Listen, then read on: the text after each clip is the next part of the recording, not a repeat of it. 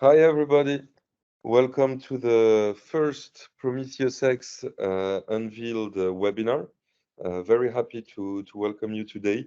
It's the first because we plan to do several every few months to show you all the great stuff that is being built by all of the Prometheus X partners and all the use cases that are being deployed.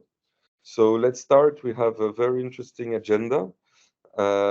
So I will do a quick introduction on Prometheus X, then we'll dive into some concrete use cases that are being built in the skills and education sector. So I'll talk about an intercontinental use case we've done with a South Korean company on allowing South Koreans to be matched with jobs in the EU. Then Anu Patsirausto, which is the Chief Business Officer of Head AI, and Mika Quisto, which is a degree manager at the Lab University in Finland, will talk and explain the use case and the product they're building for students to help them with their skills assessment and job matching, thanks to the Dataspace. And then Marie-Pierre Lartigue and Frédéric Sauve from the Grande École du Numérique will present a digital skills assessment tool they are building on top of their digital jobs and trainings database with the French National Agency on Digital Upskilling, Grande École du Numérique. So this will give us some good insights on the first use cases and concrete applications of the skills dataspace. And then we'll dive in a bit of a more high-level technical overview of how all this works. So Laszlo Gonzi from the Budapest University of Technology and Economics will do us an overview of all the building blocks we are developing to enhance this data space and this data sharing. And Felix Boll from Visions will deep dive a bit of how we handle personal data sharing and how we make it happen. Asia Malamian from MindMatcher will focus on the skills data interoperability mechanism, and Laszlo will conclude on how to get started and how you can start using these building blocks. So quite a packed agenda. To start with the Prometheus X introduction. So what we are working on is to enable this trustworthy data sharing, and with a lot of focus on personal data sharing and how to empower people to share their data. And Prometheus X is really today the only and the first organization handling this personal data sharing protocol and to enable this human-centric part. And we want to allow this data sharing to happen in, of course, a human-centric, but also decentralized way, focusing on digital commons and building blocks that enable this data sharing between organizations, between people to power a lot of different interesting use cases. On this personal data sharing, we introduce a concept that is the personal data intermediary. So it is really a tool for people to manage their data, manage their rights, manage their consents, be empowered, and also keep track of the value that is generated thanks to their data. Our goal is really to bring an evolution, even maybe a revolution in how personal data is shared so that people can really control it, be empowered, but also take value from it. And this is a cornerstone of the different use cases we are building and that will be also presented. So Prometheus X, a bit more concretely, it's a non-profit that was established in 2021. We are uniting a lot of different infrastructure providers, so companies, organizations that are developing all these components to enable data sharing, that are developing them in an open and standardized way, so that any project, any use case can reuse them. And these providers also provide them as a service. And then we have about 200 organizations that are building different use cases. Today we have 30 mainly in the skills sector, but we are also start being used in other sectors such as smart cities, and these use cases will be unveiled as well in further webinars. We have members that are deploying such use case across 10 countries. And Prometheus X is the organization that was established where all these members come together to govern and to, in a sense, find a business model for this infrastructure and these components so that it can be long lasting. And throughout these webinars, today is the first, but we will be diving a bit deeper in all those different use cases and diving deeper in these different building blocks to show what is being done, what can be done, and we hope inspire others to do the same. So just to clarify it, here we have a picture. Prometheus X is in this layer here where it builds, in a sense, digital commons, so open source components to help others implement this kind of use cases, this kind of human-centric decentralized data sharing. And on top, you can see these data intermediaries that use these components to facilitate these data transactions. And AI and data providers being interconnected thanks to it to in a sense, put into place these different use cases. And it all relies, of course, in the respect of EU regulations, but also different specifications of the data spaces, such as GaiaX, IDSA, the DSSC, to make sure it's compliant with these specifications. And Prometheus X provides some open source implementations of such components so that these use cases can be put into place. About these use cases,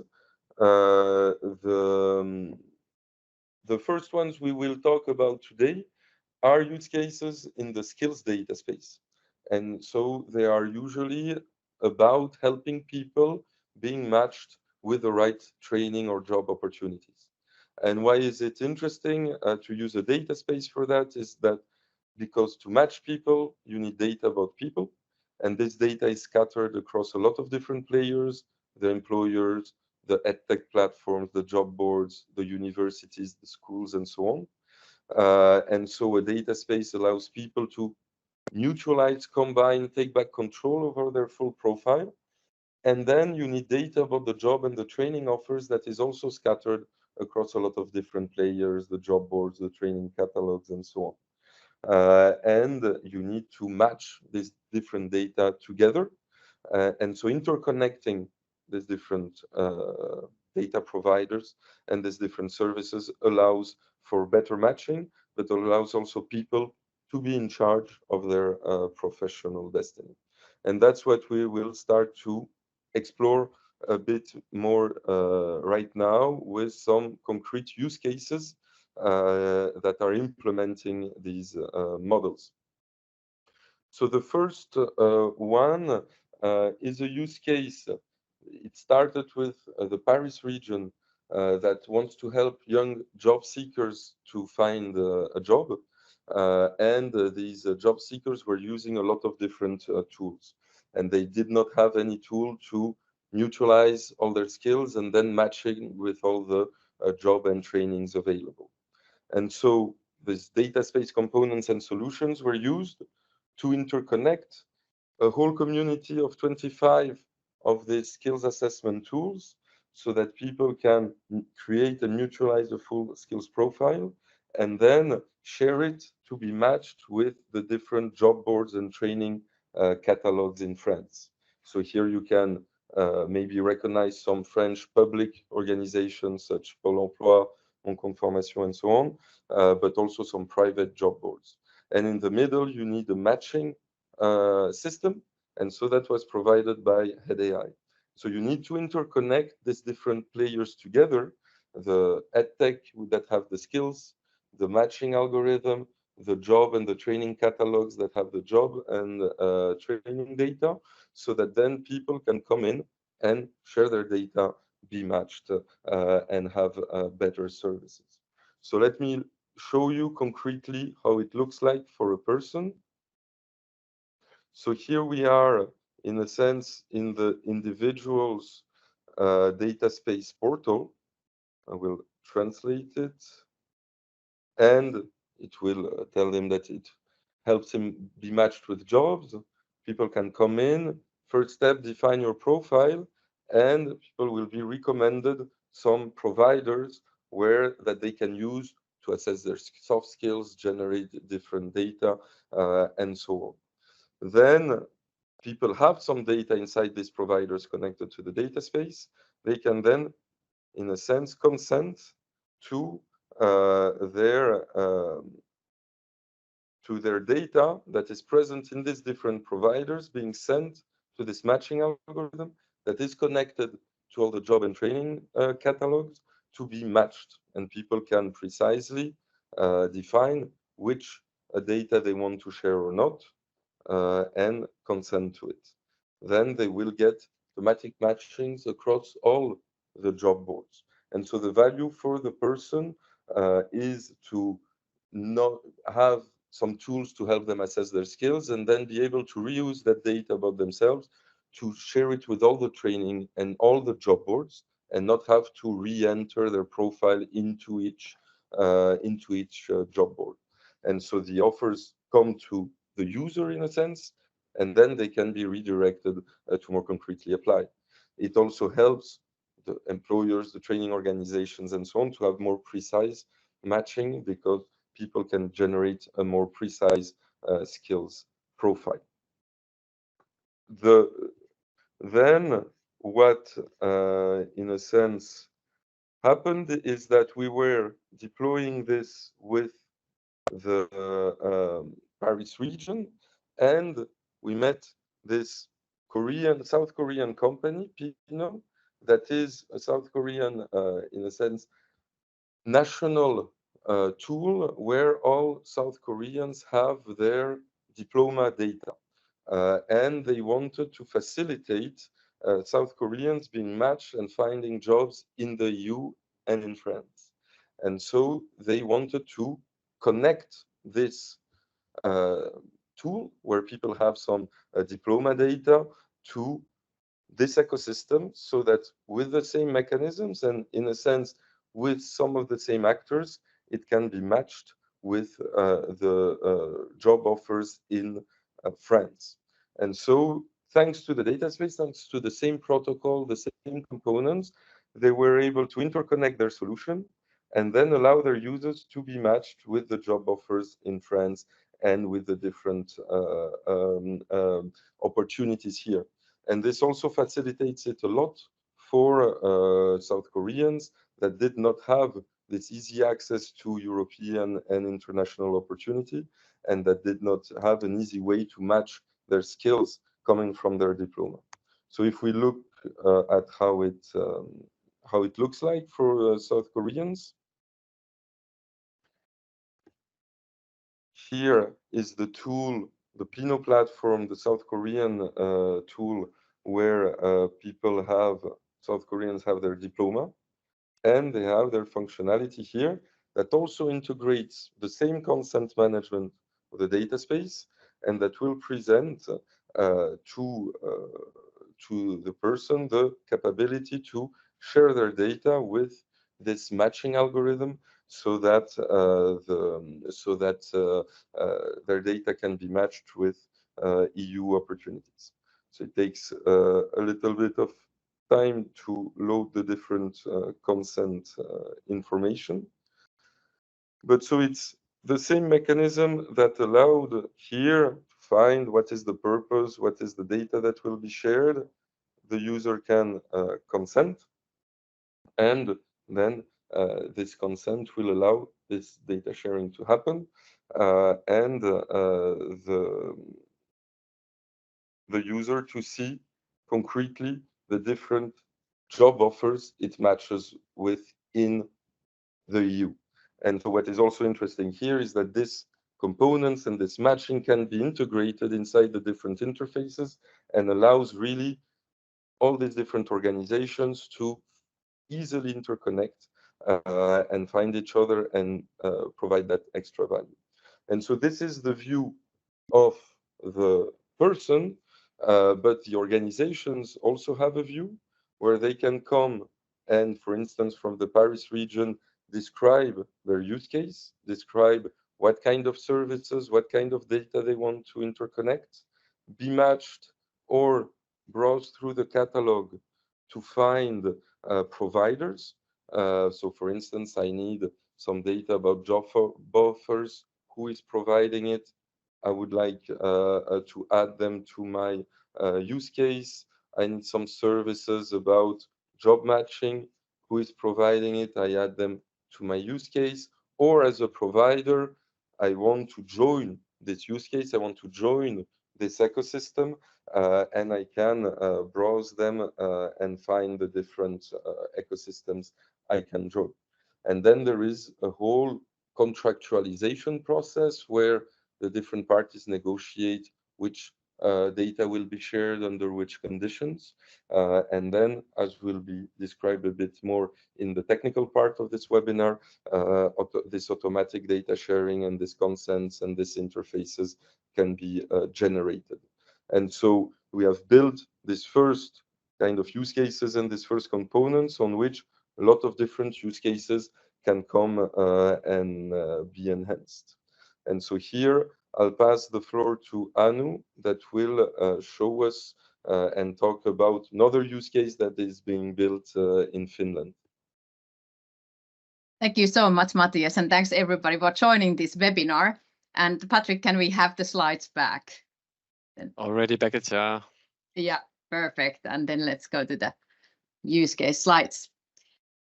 Yes, so the journey has been really amazing, and I'm happy to have here also our partner lab, University of Applied Sciences from Finland, Mika, joining me for presenting this use case where we are discussing about the training recommendations in a European-wide level. So if we can go to the use case slide on.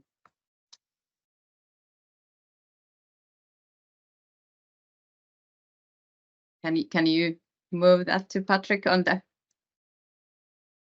Anu, would you take over the control over the slides? Please.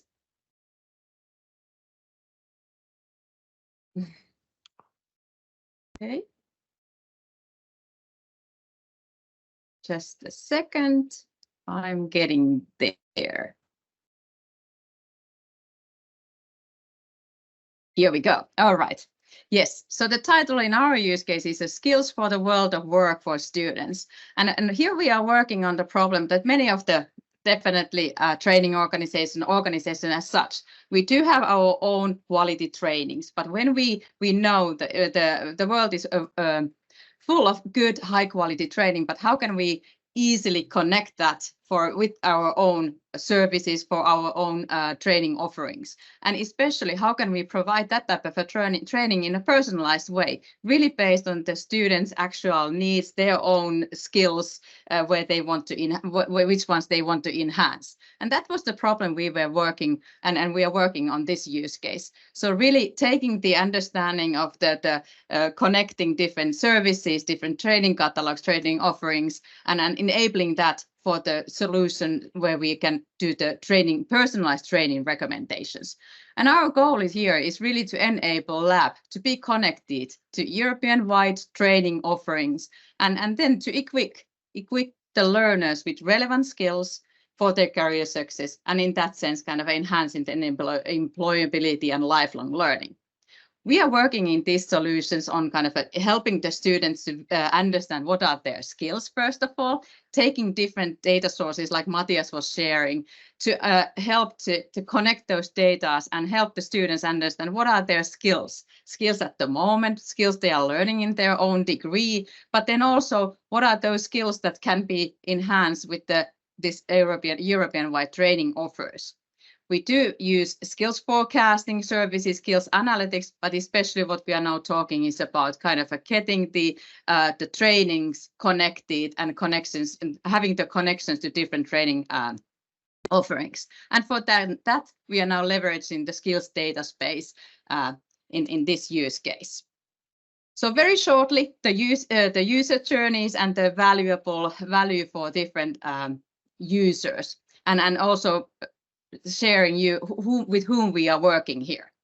So first of all, we have lab here as a lead organization and who has the curriculum data, the learners data, which is then connected to the different service providers.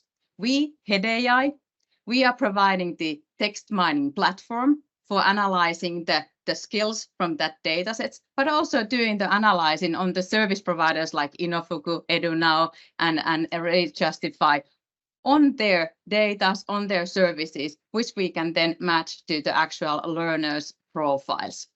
And the individuals, users, the learners are those whom we want to provide the access for personalized, first of all, kind of do the recommendation based on their own personalized demands on those training programs that are tailored for their own learning paths.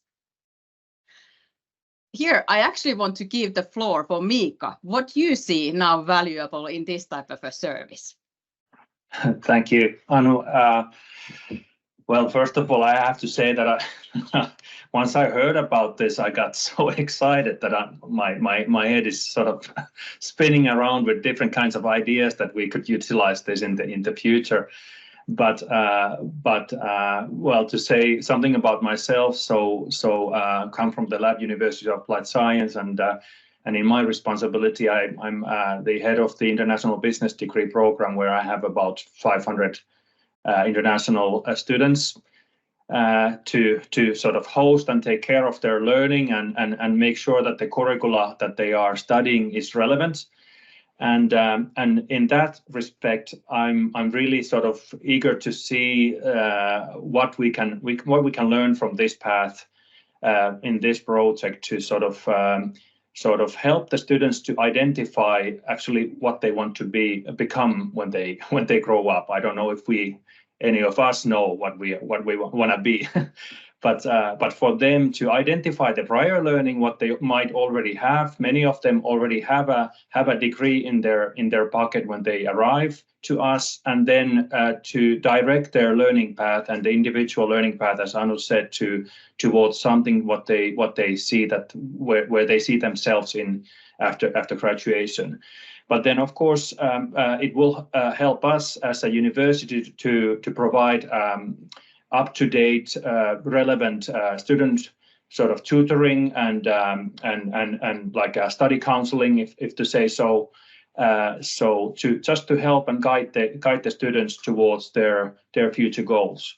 But then on the other aspect, really is something that has sort of made me ponder is the curricula development and the relevance, the current curricula or the courses what we have available for our students, that how relevant those are for the current working life needs.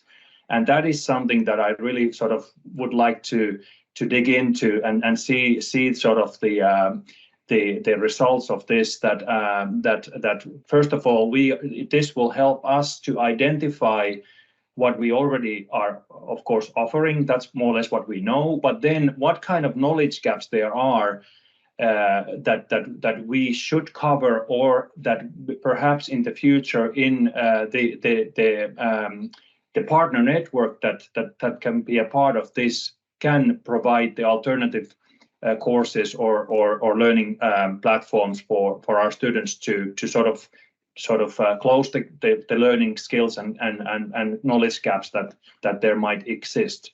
But then, of course, in the long run, I see that this will help us to shape our curricula even more sort of precise, identify where we are good at, and we know that we cannot be good at in everything, but then that we also can sort of build stronger relationships with our partner universities or other educational providers, for them to sort of provide the gaps that we already know that we don't even want to be there, because someone is having a deeper research or other courses available already that they know what they are doing, and we are just happy to guide our students towards that.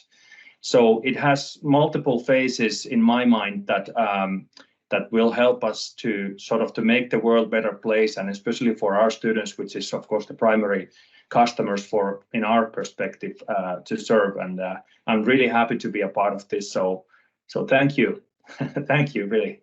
But Anu. Thank you so much, Mika. This was very valuable, and as we heard, there is multiple kind of aspects where the benefit is for the learners, but especially for the university, you as a degree manager. So very valuable comments.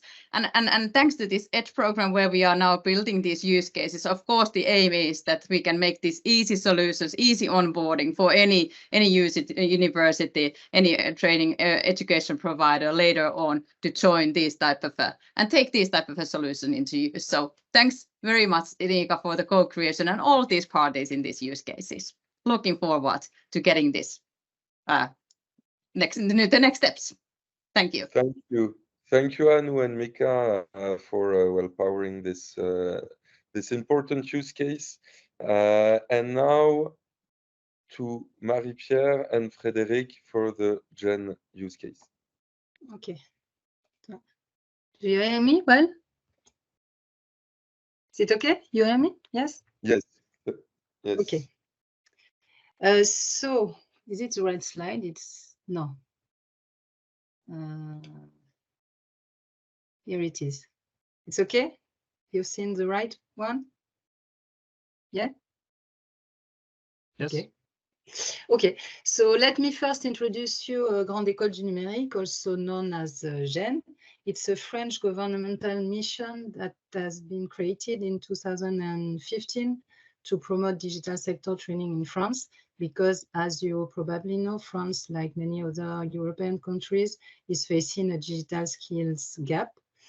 We are currently offering 3 tools in our portal to help people navigate and know more about digital jobs and digital training offers. First, we have a map of digital jobs segmented by family, job, and position, which allows people to easily navigate among the complexity of the sector. Then we also have a comprehensive search engine to find digital training programs among all available training offers in France. And last, we set up 2 years ago an observatory, GenScan, which provides insights on company needs and available training offer in the digital sector in France. That use case we are talking about today is enhancing the orientation portal with a skills assessment tool to promote upskilling and reskilling of individuals for digital jobs. So it's a long title. What we want to do is to help people further to propose a matching tool for individuals to find the right job and the right training depending on their profile. To build this tool, we first need to add soft and hard skills to each position of our digital jobs map. And we want to do it following ESCO and HOME 4 classifications because we want to privilege interoperability. By the way, if you want to use the digital jobs map, you can ask for an API to the Grande École du Numérique.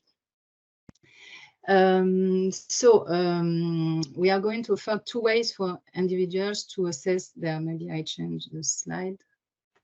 Here it is. We want to offer 2 ways to individuals to assess their skills. First, for people who already have a resume or a LinkedIn profile, they might directly upload it into the tool to have their professional career converted into skills. Later on, for those who don't have resume or experience, typically high schoolers or students, in a second time, we would like to create a playful interface with games, quizzes to allow them to determine their soft skills and find their ideal digital job. Whatever the way we determine the profile, the tool will then display the most adapted digital jobs according to their skills on an interactive map. They will also have the possibility to select another job from the map, and the tool will indicate relevant training offers. What we want is to make it as interactive as possible. Ultimately, we would like to rely on GenScan observatory data to orient people towards the skills needed by the company in the area they want to work in. But it will be a next step. To run that use case, we are already working with 2 French edtech, MindMatcher and Inokufu. They will operate as service providers. They will take care of data collection, analysis, and creation of the tool. We are currently searching for partners to set up the games. We are already discussing with Ikigai, Diagorient, Pass to Work via France Travail, as we would like these games to be integrated with the French government services. So if you, in the audience, there is someone that is working for this kind of games, we are interested in every possibilities. We want to build something fun that will encourage young people to take the test. So here it is. Our objective is to have the full tool ready before the end of the year. And so for the benefits, maybe Frédéric, you can talk about them. Yes, sure. So about the benefits, there will be the benefit for quite everyone who is interested into that tool. So we have for individuals to make it accessible and navigable for the opportunities of reskilling and upskilling. For the training providers, they will provide them. This will provide them with very qualified candidates, with a lot of candidates, so students, high schoolers, or anyone else who want to check the jobs available in the digital sector. And also for the French government, this will promote the vitality and accessibility of the digital sector across the country. And what's coming next for our second phase is to add the results of our observatory to orient people upon the needs of the place they would like to work in. So that will be developed surely in 2025. Yes. That is. Thank you. Thank you, Marie-Pierre and Frédéric, for this very interesting use case, building on top of a first great work that was done on the GenScan to repertorize all the training and jobs, and now to come enhance it. So thank you very much. We saw different segments in a sense, because with Gen it was about lifelong learning. The ones I showed was more about job seekers. The one Anu and Mika talked about was more about students. So we can see different how the use cases can handle different segments, and how the data space can allow to combine different solutions to make it happen. And so now we will be moving to how are these solutions interconnected? How does it work? So Laszlo, I'll give you the floor to kick us off on this, and to everybody, if you have questions, you can ask them in the Q&A section of the tool, and the speakers will answer them or will take them at the end. Okay, so don't hesitate to ask them there. Up to you, Laszlo. Thank you. Thank you, Matthias. So I would like to briefly introduce what we are doing in the development of all this, for all of these things. First, the important thing, one is that we are following a building block oriented approach, where we create modular open source components which can be combined in order to build configurable data spaces. Such components can also help individuals and organizations to connect to the data space, and we do it in a way that we don't have any dependency on a concrete infrastructure or cloud provider. We also put an emphasis on handling personal data, as you might have seen in the use cases. So we put a focus on the user control and consent, and we support this by building blocks, implementing trustworthiness, assurance, and evaluation, both for the data processing and also for the AI algorithms being used in the system. Besides this, we support use cases which needs decentralized or distributed execution and analysis. And just to reflect to what was shown by Matthias, is that we have this overall architecture in which there are some blocks which are already available. Some of them will be presented very soon. We are developing other blocks. Some of them are sector specific, some of them are sector agnostics, and we support the connection between different data intermediaries. What we will show now, these are blocks which are being developed. They have detailed specifications available, and the first versions will be available within this year. Some blocks are already available, some will be available soon. So what are these building blocks? Basically, these can be considered as basic open source bricks elements of a data space, which can be combined to create so-called data space enabling services to support these different use cases and use scenarios. These combinations can be configured, for instance, according to the need of data anonymization or distributed execution, etc., depending on the concrete use case need. And these will support the main different data space usage scenarios which we are concentrating on in this project, which are the first to set up collaboration for data sharing independently from the sector, and for sector-specific use cases to share learning records or skills data. And we also support the decentralized training of models, which can be beneficial for multiple reasons, as we will discuss. To see what are these building blocks, because we have quite a lot. Basically, there are these different categories. We have the core blocks, which are needed to set up the data space infrastructure. Some of them will be briefly introduced soon by Felix.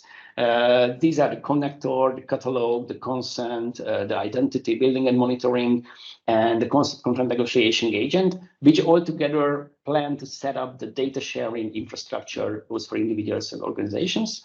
And we have blocks which extend this core infrastructure by providing different services, which can be combined to create these so-called data space enabling services or chains. To give an example for such blocks, we have a number of blocks which support or create added value to the data space by enabling trustworthiness, improvement, and evaluation. We have a component to support the decentralized training of AI models, where these training can be scalable and helps to preserve privacy of the data which is used for the AI algorithms. So there would be no need to submit all data to one central place in order to create an algorithm, but we support federated AI training and learning. We have a component for the edge computing and edge data processing, which supports, again, the scalable and privacy-preserving processing of data.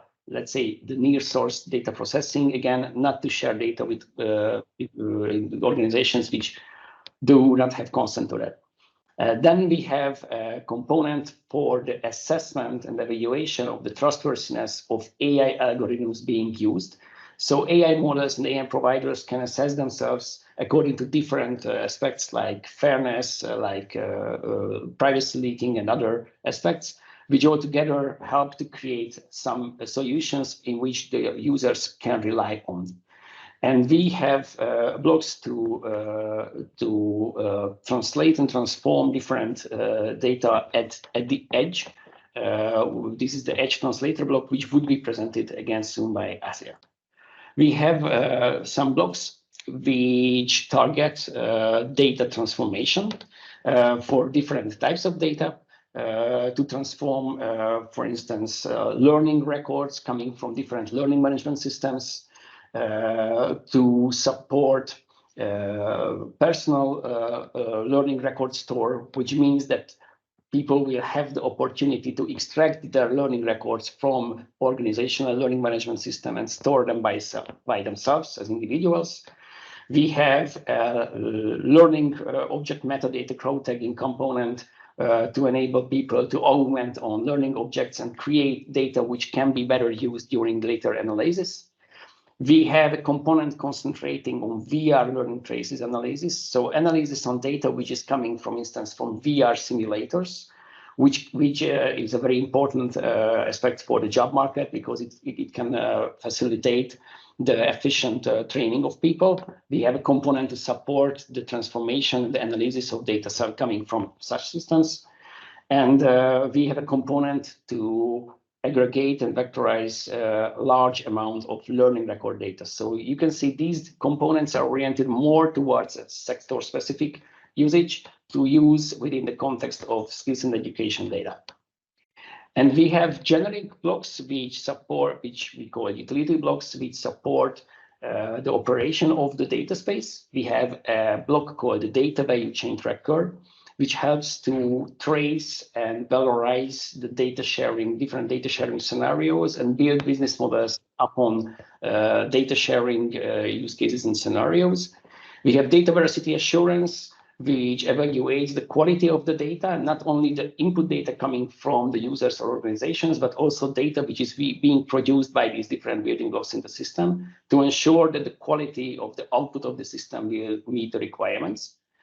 And they have a component to support the distributed data visualization, which can enable scenarios in which someone can visualize, for instance, their own results compared to the results of others without revealing their data to one central entity. So as you can see, we have quite a number of building blocks which are being developed and evolving. And now I would like to ask Felix to tell a couple of words on how we can enable personal data spaces with consent management. All right, thank you, Laszlo, and hello, everyone. So let's take a look more in depth about how we enable personal data management inside of the data spaces.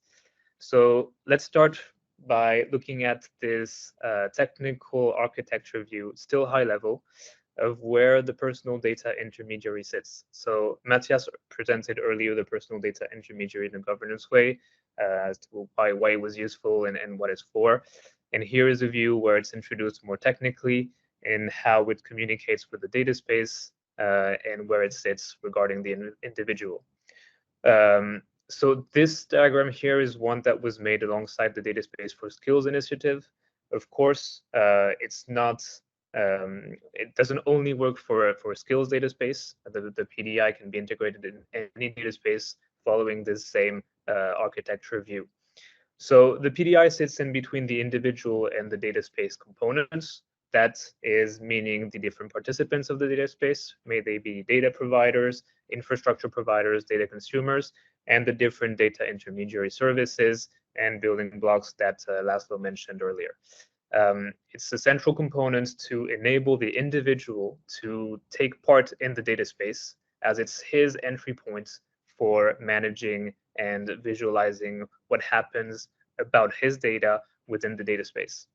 So the PDI itself has several components, several modules inside of him.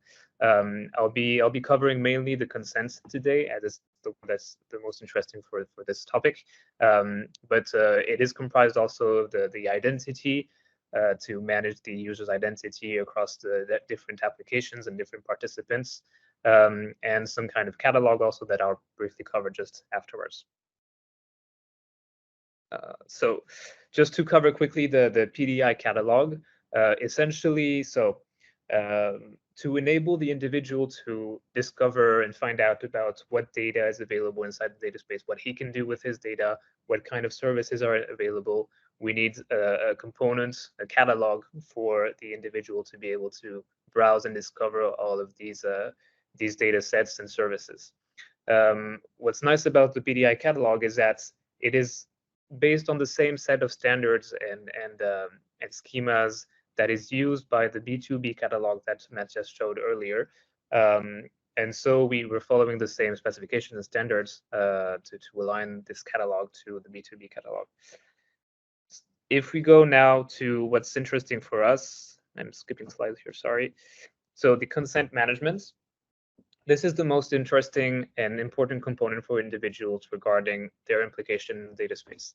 The consent manager is essentially a tool for individuals to help them manage how their data is used, by who, where, for what kind of purpose across the data space and by members and participants of the data space. It interacts with practically all of the parties involved in the data exchange. I'll be showing a quick sequence diagram afterwards, by providing the consent information, consent records to the different parties involved to authorize and validate different data exchanges based on the end user's consent. We are basing the consent on the ISO specification regarding consent record information structure that came out late August last year. In this slide here, you can see that we mentioned also the Kantara initiative. This is because we first started with our initial specifications following the Kantara initiative on consent receipts, which is a well-recognized standard for consents, but the work of the Kantara initiative was included inside of the ISO. So we are now aligning our consent management solutions with the ISO specification to be more aligned with the standard specifications. Regarding Consent Manager and the high-level functionalities that it offers for individuals, first of all, well, it's a manager, so it has every functionality regarding management of consent for individuals, may that be consent grants, consent updates, consent revocation. It gives easy access to individuals to help manage all of these consents and understand and visualize what is going on with their data across the data space. We also have, of course, a lot of mechanisms regarding consent verification and validity checks. So these are included inside of the different sequences and flows, data transfers, protocols, etc., to verify the trustworthiness, the authenticity, and the validation, basically, of the consents to ensure secure transactions based on an individual's consent. Of course, we also have mechanisms for, okay, I duplicated my slide, so anyways, I'm going to talk about it. We have mechanisms for consent revocation, which enable the individual to revoke his consent at any time and notify the different parties involved in the data exchange, so the data provider, data consumer, of this revocation to notify that the right to access and use the data has been revocated by the individual. There are also some logging and monitoring mechanisms to enable transparency to the individual regarding the use of his data. So if we take a quick look at one example implementation of how individuals actually visualize the consent that they give on their data, this is one implementation by Visions Trust on a basically consent pop-up that individuals can see regarding the use of their data. So they have three tabs on it. The first one is the main one where they see who is the data provider, who is the data consumer, what is the purpose of the data exchange, what data is going to be exchanged, and a very simple way for them to say yes or no, I give my consent on my data to be shared for that specific purpose. But the other tabs are also interesting because this is where we are educating the individual on what exactly is their data used for, how the service is, and the participants actually define the way they were going to use the data, and also legally what it means to what is actually a consent, what it means for the data to be exchanged. So a whole set of education and properties for the individual alongside a very easy way and simple way for the individual to grant or decline his consent. All right, so regarding implementation and architecture, so here you can see that we have a view where we can see two participants, one data provider, one data consumer, and they both have a data space connector. Prometheus X is building a data space connector that is able to understand, process, and manage consents to enable a consent-driven data exchanges regarding personal data. So the consent service, so the consent manager that I've been presenting just before, communicates with the data space connectors to provide the consent of the individual in order for the data space connectors to exchange data regarding the individual, so personal data, in a secure way with a defined protocol that has been introduced by Prometheus X, which involves all those participants and essentially the data space connector and the consent service. One thing that's important as well is that the consent service communicates with the contract service, which is one of the building blocks from Prometheus X as well, to verify that there is a legal basis that defines that the participants are allowed to exchange this data before actually authorizing the consent. So the consent service and the PDI are really central for the individual to communicate with all of the relevant building blocks and parties to validate an exchange and make a personal data exchange possible. Here you can see a very simple sequence diagram about how this all goes. So essentially, the individual, when he grants his consent to his personal data intermediary, it goes through the module of the consent management service. And then the consent is shared throughout the different participants for them to basically generate a token to authorize the data consumer to make a data request based on this consent. And after a set of verification by the contract for relevant policies, etc., the data can be exchanged. But this the top half section of the flow here is a augmentation that Prometheus X brings on top of what the Dataspace protocol from IDSA specifies to introduce the verification and use of consents to authorize personal data to be exchanged. And speaking of these specifications, so this is just a slide to show that the Dataspace connector that we're building with Prometheus X is basing itself on the specification defined by the Dataspace protocol from IDSA, following the Gaia X specifications and trust framework schemas and models for representing entities or inside of the Dataspace. And so yeah, we're following these standards by these entities, and it's a very simple way for participants to take part of inside of the Dataspace, for them to automatically and in a simple way be able to manage personal data for their users. I'll finish up by showing a little bit what we use from these two entities. So from Gaia X, we're taking a lot of information regarding what they call credentials and attestations and the standardized metadata regarding the models and schemas for participants, resources, resources of data, resources of services, and offerings, and including all of this, which is called the trust framework, inside of our components. And from IDSA, with the Dataspace connectors and the protocols, we're basing it on the Dataspace protocol and using a set of standards defined by IDSA to make our building blocks as compliant as possible with the standards defined by these entities. So that's it from me. I think I'm passing the floor to Asia now.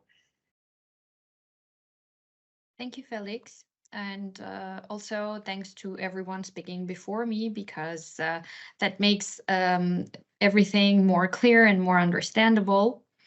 Now I'll have the floor to explain a little bit on a very high level what the Edge Translator building block is there for, and also what use cases it can be used in. So let's initially begin with the Edge Translator's objective. And the objective of the translator is to assure frictionless interoperability.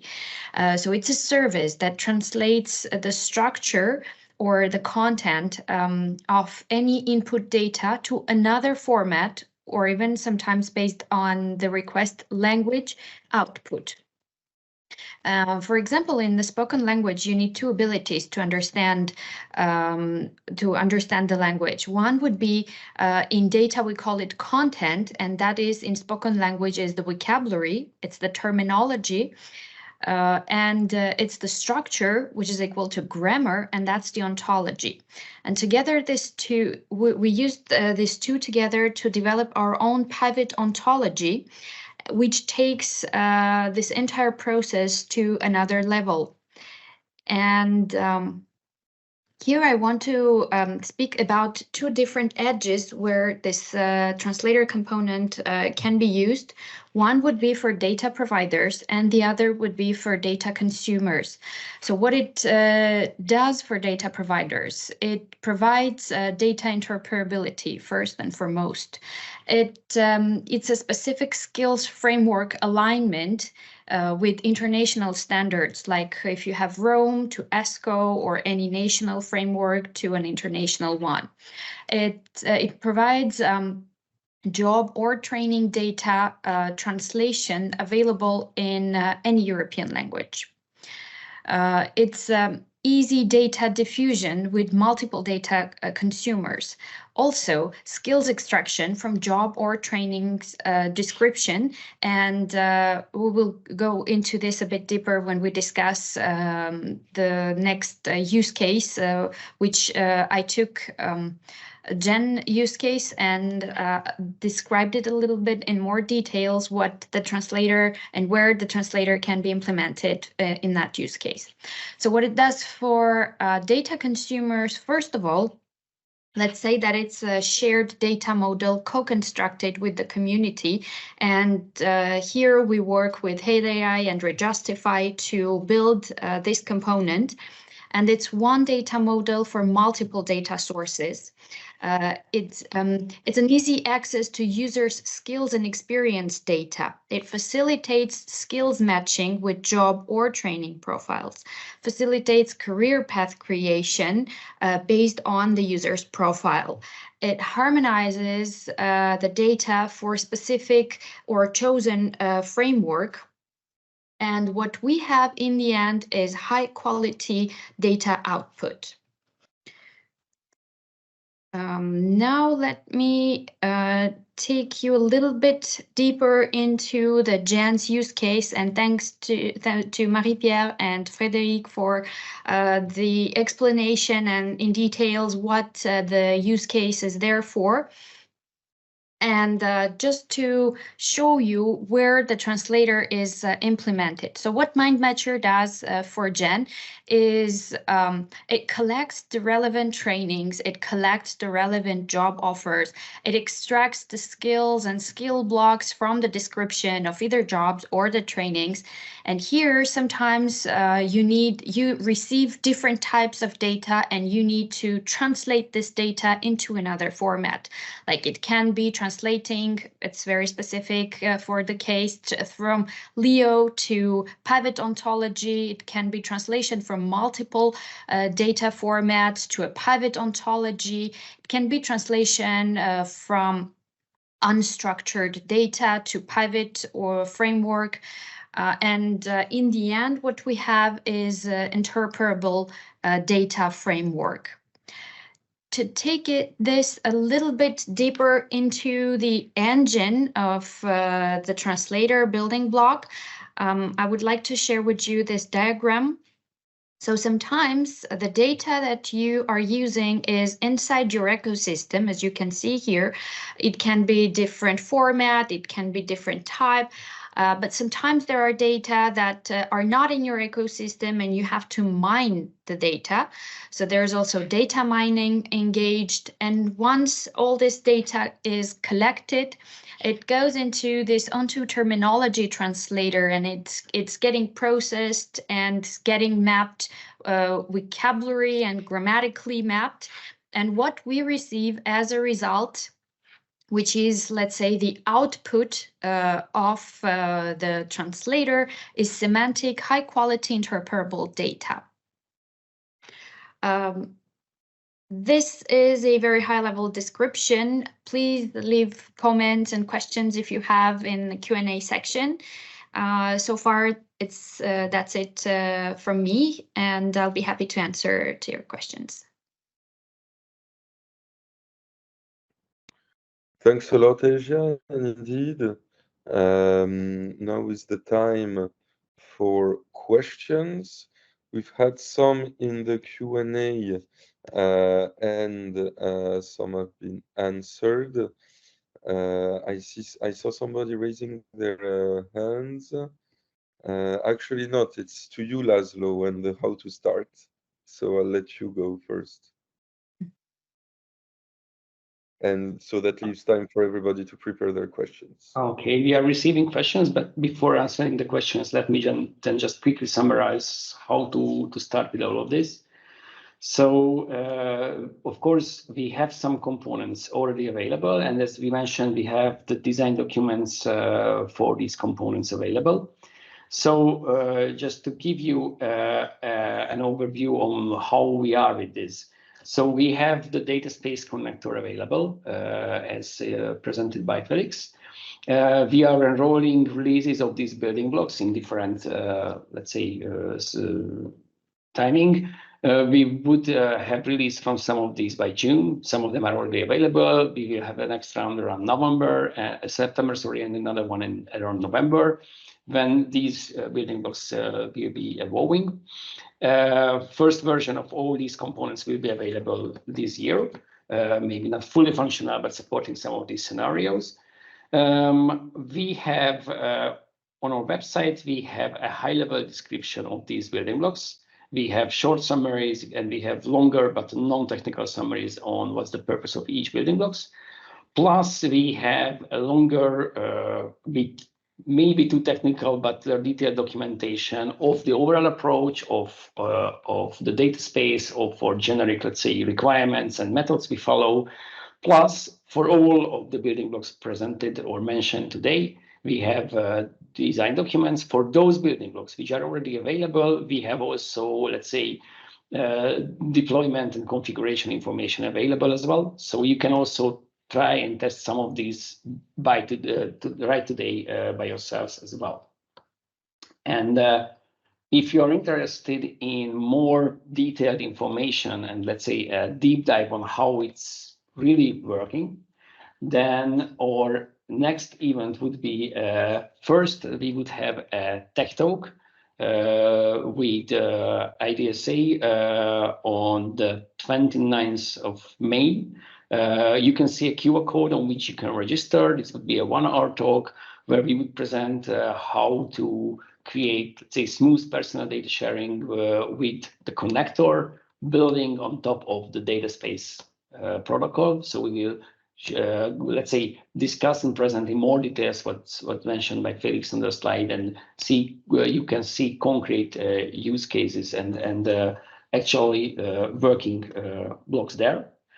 We would then start a series of technical workshops as well. The first one would be on the 6th of June, which would be how to set up let's say, a small scale, but a real data space. So how to combine these bricks to craft a bridge for your data, how you can set up this architecture. We will present the core components, but not only present them, but also we would have a workshop on showing you how to make these things actually work. And for us, as I think Matthias already mentioned, it's very important to get your feedback as well. So this would be an event also for collecting feedback from participants. So you are, again, very much invited to join this event and share your thoughts, share any of your feedback requirements, if any, use cases, ideas, questions, just as you are doing as well in the Q&A section right now. And then we will have 2 additional workshops coming in autumn. One would concentrate more on the skills and learning components of this entire ecosystem and building block selection. And another one would concentrate more on the trustworthy and decentralized building blocks. So how to make this thing actually robust, scalable, and privacy preserving. These workshops would contain a bit more deep dive sections, and of course, all of these would be interactive and we would need your feedback there. And in general, how to connect to our community is first, we have a website with the updates and news, also descriptions of use cases of building blocks or events, and also with pointers to more detailed technical documentation as well, which is the PROMETHEUS.org. And we have a LinkedIn page, which you can again follow. And I think now I see some questions. I don't know whether you see all of these. Maybe, Matthias, can I pass you the questions related to the Dataspace connector? Yes, thank you, Laszlo. So we have indeed a question, I guess, for Asia. What is the timetable or situation with terminology translator building blocks? Are they available? Maybe you can say a bit what's already more or less done under Ariane and then the rest. Yes, it's my bad. Probably I should have added that in my presentation. Thanks for the question. Some of the components are ready, and the main testings are planned to be executed by September, and the entire building block is expected to be ready for the public use by the end of the year.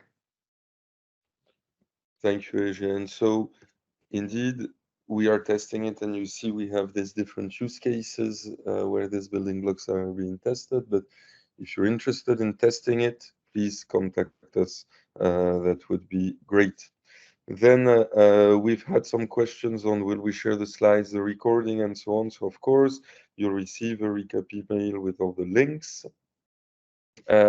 We had two questions on the kind of interoperability of the connectors. So there was one question about Solid that I answered, but basically, yes, if you know Solid, to put it in a very basic way, it's technology on storing personal data and giving control to people on personal data stores. And so we are working with some, let's say, powerful or legitimate organizations, experts on Solid in Europe, so IMEC in Belgium and Starting Blocks in France, to connect Solid pods to this Prometheus Dataspace connector and allow data to be shared to and from the Dataspaces to Solid pods. And it will be quickly covered in the IDSA webinar Laszlo mentioned, but we'll probably have a more in-depth webinar once we've have some first results to show on this. And then there was a question about the interoperability with other IDS connectors.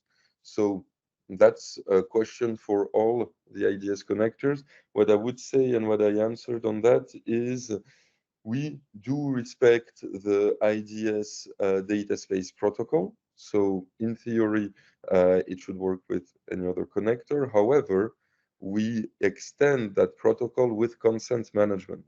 And consent management, individual consent management, supposes an extra step, extra checks, links with the person's identity. And so if the connector you're talking about does not enable that, and to my knowledge, we're the only ones today that do, then it can't work because you won't have a way to handle individual consents. But on the rest, on non-personal data sharing, where there's no need for a consent, then it should be interoperable. And as I said in the chat, if you have a use case that would make sense to test this interconnection, then we would be happy to test it. Portal and other components. Yes, all the developments have started. Not entirely sure what you mean by portal, but if you mean the catalog, it is indeed more or less ready, can be used. It is on the GitHub, so you can for sure contribute to it. And if you'd like to use it or use some testing version, please contact us. Always looking forward to new users and new testers. And on our website, you can find the more explanation about each of the building blocks, because here we covered some, and then links to more precise technical documentations. So some are still work in progress, but that will give you a more in-depth idea. And then we had two questions about the consent. So what happens when a consent is revoked? When a consent is revoked, the data can no longer be accessed from the data provider, and today a notification is sent to the data consumer to say this consent is no longer valid. We are working on extra components to allow more automatic deletion when that is possible and legal. And on the delegation, it is also something that will be supported on the consent management.